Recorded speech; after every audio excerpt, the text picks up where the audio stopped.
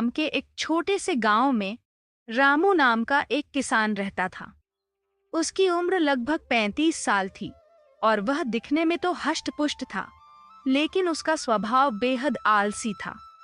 रामू के पास 2 बीघा जमीन थी, जो उसके पिता की निशानी थी, लेकिन वह उसका सदुपयोग नहीं कर पा रहा था। उसकी पत्नी सीता 28 साल की एक सुंदर और बुद्धिमान महिला थी।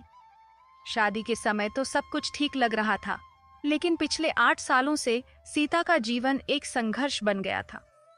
रामू दिन भर पेड़ की छाया में सोता रहता, चौपाल में गप्पे हाँकता या फिर घर में आराम करता रहता। घर की स्थिति इतनी खराब हो गई थी कि कई बार चूल्हा तक नहीं जलता था। सीता के पास एक पुराना सलवार कमीज था, जिसमें कई जगह पैबंद लग गए थे। घर की छत से बारिश में पानी टपकता था, लेकिन रामू इसे ठीक कराने की भी जहमत नहीं उठाता था। सीता की पहली पहल एक दिन सीता से रहा नहीं गया। उसने रामू से कहा, सुनिए, घर में अनाज खत्म हो गया है, बच्चों के लिए दूध भी नहीं है। आप कब तक यूं ही आराम करते रहेंगे? रामू ने आंखें खोले बिना ही जवाब दिया, अरे सीता, चिंता क्या करती है? कुछ न कुछ हो ही जाएगा, भगवान मालिक है। सीता का दिल टूट गया। उसे समझ आ गया कि रामू के भरोसे बैठकर वह अपने परिवार को भूखा नहीं मार सकती। उसने मन ही मन निर्णय लिया कि अब वह खुद ही कुछ करेगी। अगली सुबह सीता जल्दी उठी और गांव की रामकली बुआ के पास गई।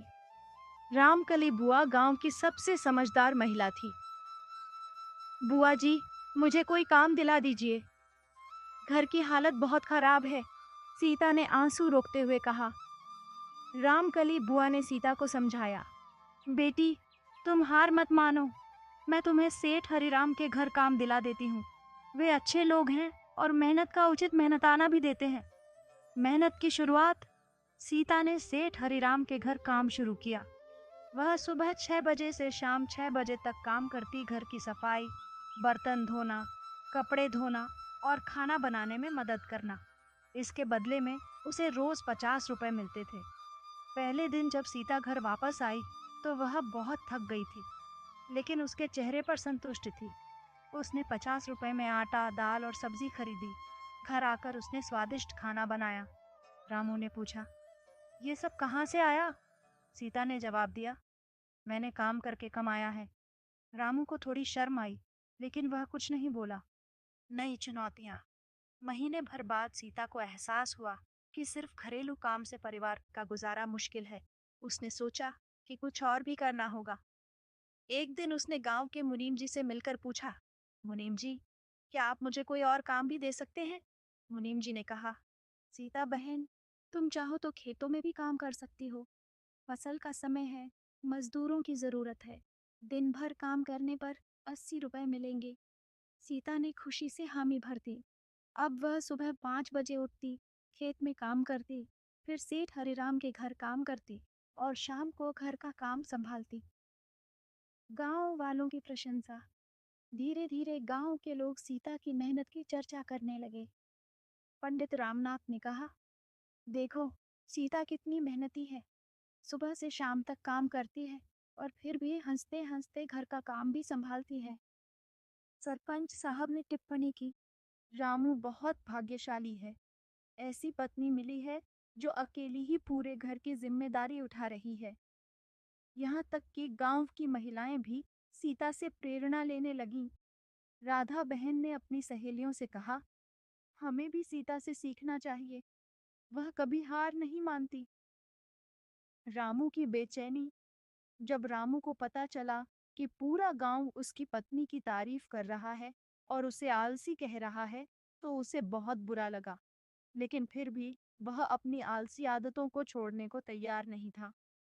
एक दिन उसका बचपन का दोस्त श्याम मिलने आया। श्याम अब शहर में एक अच्छी नौकरी करता था। श्याम ने कहा, रामू, तू क्या कर रहा है? तेरी पत्नी दिन रात मेहनत कर रही है और तू यहाँ आराम कर रहा है। ये तो बहुत गलत बात है। रामू ने बचाव में कहा, अरे यार, मैं भी काम करने की सोचता हूँ, लेकिन पता नहीं कैसे मन नहीं करता। श्याम ने समझाया, यार, अगर तू ऐसे ही बैठा रहा तो एक दिन सीता भी तुझे छोड़कर चली जाएगी और फिर तुझे पछताना पड़ेगा। सीता का नया सपना। 3 महीने की मेहनत के बाद सीता के पास कुछ पैसे जमा हो गए थे। उसने सोचा कि क्यों ना कोई छोटा धंधा शुरू किया जाए। उसने रामकली बुआ से सलाह ली। बुआ ने कहा, बेटी, तुम सब्जी का काम शुरू कर सकती हो। शहर से सब्जी लाकर गांव में बेच सकती हो। इसमें अच्छा मुनाफा है। सीता को यह आइडिया पसंद आया। उसने अपनी जमा पूंजी से 500 रुपए निकाले और शहर से आलू, प्याज, टमाटर और हरी सब्जियां लाई। पहले दिन उसने 200 रुपए की सब्जी बेची और 50 रुपए का मुनाफा कमाया। यह देखकर उसे बहुत खुशी हुई। धंधे की सफलता। धीरे धीरे सीता का सब्जी का धंधा फलने फूलने लगा। गांव की महिलाएं उससे सब्जी खरीदने लगीं क्योंकि उसकी सब्जी ताजी और सस्ती होती थी। डॉक्टर साहब की पत्नी ने कहा, सीता, तुम्हारी सब्जी बहुत अच्छी होती है। हम हमेशा तुमसे ही खरीदेंगे। मास्टर जी ने भी सराहना की। सीता बहन, तुमने बहुत अच्छा काम शुरू किया है। यह पूरे गांव के लिए फायदेमंद है। अब सीता रोज 100 से 150 रुपए कमाने लगी थी। उसने घर की छत की मरम्मत कराई, नए कपड़े खरीदे और घर में जरूरी सामान भी लाया। रामू की आंखें खुलना। एक दिन तहसीलदार साहब गांव के दौरे पर आए। उन्होंने सीता के बारे में सुना था। उन्होंने सीता से मिलकर कहा, बहन जी, आप बहुत मेहनती हैं। आप गांव की महिलाओं के लिए प्रेरणा हैं। यह बात जब रामू के कानों में पड़ी तो उसे बहुत शर्म आई। उसे एहसास हुआ कि पूरा गांव उसकी पत्नी का सम्मान कर रहा है और उसे नीची नजर से देख रहा है। उस रात रामू को नींद नहीं आई। वह सोचता रहा कि कैसे उसकी पत्नी अकेली ही पूरी जिम्मेदारी उठा रही है और वह सिर्फ खाता पीता और सोता रहता है। रामू का पछतावा। अगली सुबह रामू जल्दी उठा। उसने देखा कि सीता पहले से ही तैयार होकर काम पर जाने की तैयारी कर रही है। उसके चेहरे पर थकान के निशान थे, लेकिन फिर भी वह मुस्कुरा रही थी। रामू का दिल भर आया। उसने सीता को रोकते हुए कहा, सीता, जरा रुको। सीता ने पूछा, क्या बात है? मुझे जल्दी जाना है। रामू ने आंखों में आंसू लिए कहा, सीता, मुझे माफ कर दो। मैंने तुम्हारे साथ बहुत गलत व्यवहार किया है। तुम अकेली सब कुछ संभाल रही हो और मैं सिर्फ आराम कर रहा हूं। सीता के दिल में खुशी की लहर दौड़ गई। वह बहुत दिनों से इस दिन का इंतजार कर रही थी। नई शुरुआत। रामू ने कहा, सीता, आज से मैं भी तुम्हारे साथ काम करूंगा। हमारी जमीन है, मैं उसमें मेहनत करूंगा। सीता ने प्रेम से कहा, मुझे आपसे यही उम्मीद थी। चलिए, अब दोनों मिलकर मेहनत करते हैं। रामू ने उसी दिन से अपनी जमीन पर काम शुरू कर दिया। पहले तो उसे बहुत तकलीफ हुई क्योंकि वह इतने सालों से आराम कर रहा था, लेकिन सीता का साथ और प्रेरणा मिलने से वह मेहनत करता रहा। उसने जमीन की जुताई की, बीज बोए और सिंचाई की व्यवस्था की। सीता भी अपने काम के साथ साथ खेत में मदद करती रही। मेहनत का फल। 3 महीने बाद रामू की मेहनत रंग लाई। उसके खेत में अच्छी फसल लहलहाने लगी।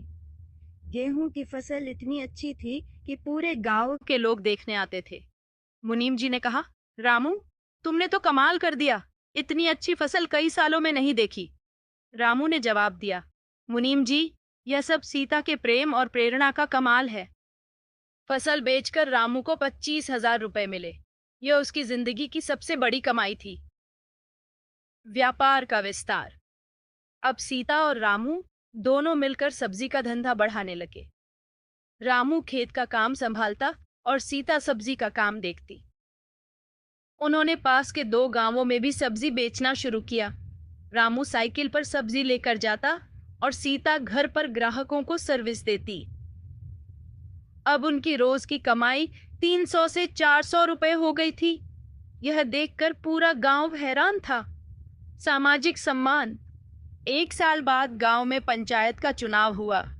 गांव के लोगों ने सीता को महिला सरपंच बनाने का प्रस्ताव दिया। पंडित रामनाथ ने कहा, सीता जी, आपने हमें दिखाया है कि मेहनत से क्या कुछ नहीं हो सकता। आप हमारी नेता बने। सीता ने सोच समझकर हामी भर दी। उसने कहा, मैं पूरे गांव की महिलाओं को आत्मनिर्भर बनाने के लिए काम करूंगी। गांव का विकास।